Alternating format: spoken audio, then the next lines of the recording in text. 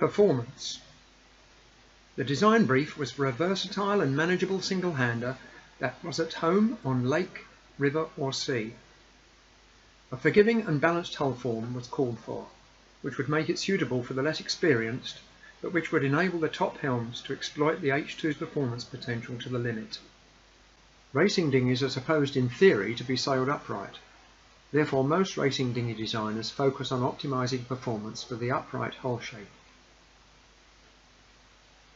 But we all know that a large proportion of a dinghy's time is spent heeled, especially if you are not too fit or are inexperienced. A hull that is optimized for zero heel can become unbalanced when it heels, thus slowing the boat down and in extreme circumstances causing handling problems which terminate in a capsize or going down the mine. But I had a different approach. Since the 1990s I've been developing a line of trailer sailors, small planing centerboard yachts which are light enough to be towed behind a family car. These yachts are essentially big dinghies, but with the important difference that they inevitably heel. The low ballast weight and crew to weather are insufficient to keep the boat upright when the wind is forward of the beam. So I adapted my dinghy design philosophy to optimize the performance of these trailer sailors over a range of heel angles. The trailer sailors are exceptional performers that plane readily, but they are also beautifully balanced and a joy to sail.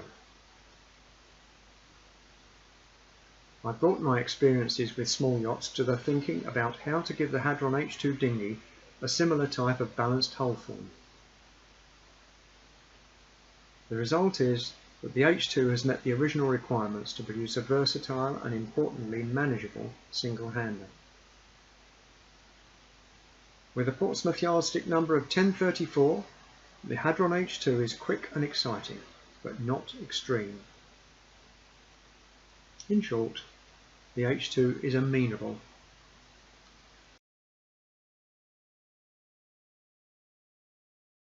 Safety. Safety was a primary consideration in the development of the Hadron H2 concept. The brief was for a boat with a self-draining cockpit which was easy to recover from a capsize. These two things are not easy to reconcile. Nearly all FRP dinghies are made from just two mouldings, the hull and the deck. When bonded together, the space between the two forms the buoyancy compartment.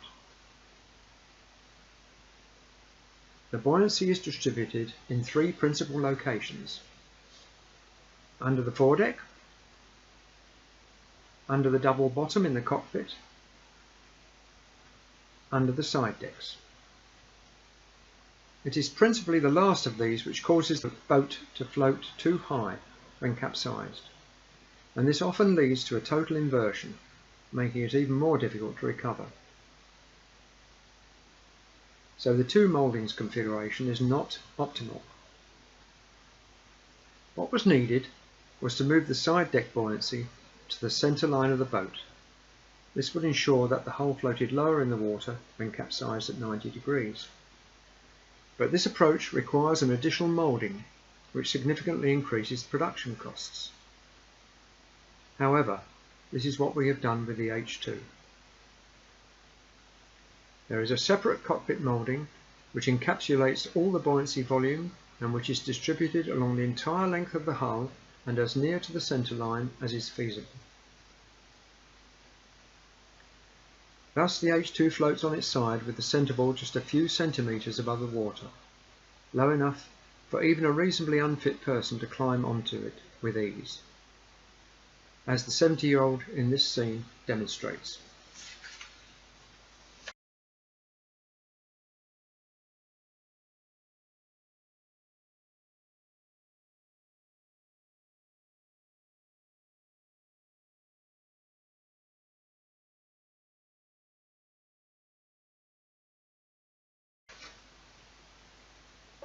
Once the boat is righted, you can hop in over the gunwale if you're quick, or you can swim around the stern and enter very easily by way of the open transom. Since that video was taken, Retrieval lines have been fitted as part of the H2 standard specification. Because there is no side buoyancy, the retrieval lines can be housed out of the way in the void between side deck and hull. So buoyancy distribution is a key safety factor, but several other features add significantly to safety, particularly those to be described under the heading of ergonomics.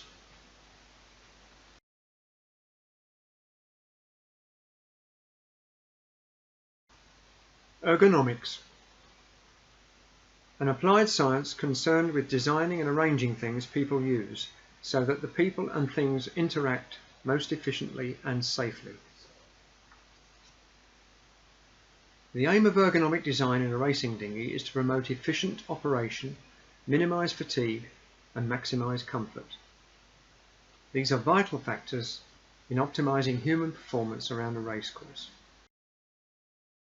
The Hadron H2 has the following features which promote these aims. A sensible amount of freeboard. This keeps you away from the wet stuff and provides a sufficient hull depth to give a comfortable hiking position.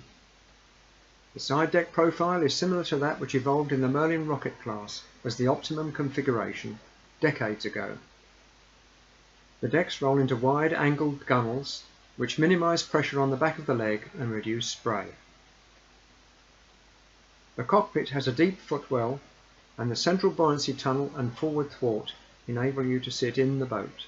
No kneeling required.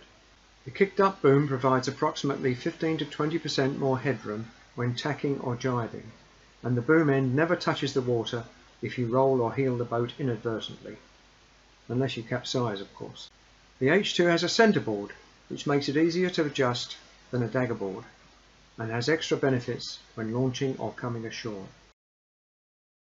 All control lines are well within reach, even when fully hiking. The controls are main sheet, centreboard up, centreboard down, main sheet traveller, kicking strap, Cunningham, clew out haul, mast rake. The last 5 have continuous control lines led to cam cleats on each side deck just in front of the helm.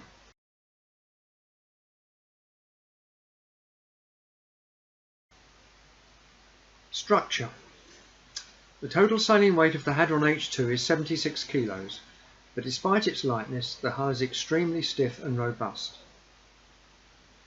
This is due to the carbon epoxy foam composite construction, the lightest and strongest system generally available.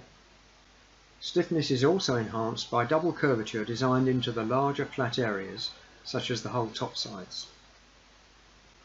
This all makes for a responsive dinghy, which is easy to move around afloat or ashore.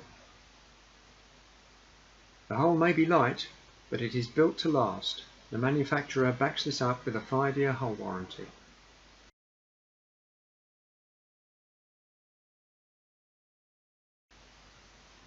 Customisation. The H2 hull, foils, spars and sail are strictly one design. The standard fit-out option is very comprehensive, but owners have freedom of choice to alter the control systems to suit their own ideas and requirements. For example, the standard fit-out includes a swivel jammer for the main sheet, but off-boom sheeting is preferred by some. Here's another example. The standard fit-out includes a continuous control line system for the kicking strap, with cam cleats on the port and starboard inwayers. But some owners have a single swivel cam cleat mounted centrally just behind the mast post. A major customization feature which appeals to many owners is the almost infinite choice of colours for the hull, deck and buoyancy mouldings, plus a waterline stripe. Aesthetics. The philosophical study of beauty and taste. Shape and form were an important part of the H2 design brief right from the outset. It is an important factor in pride of ownership. The aim was to produce an eye-catching hull form which merged classical and modern styles to produce a timeless look that will not age.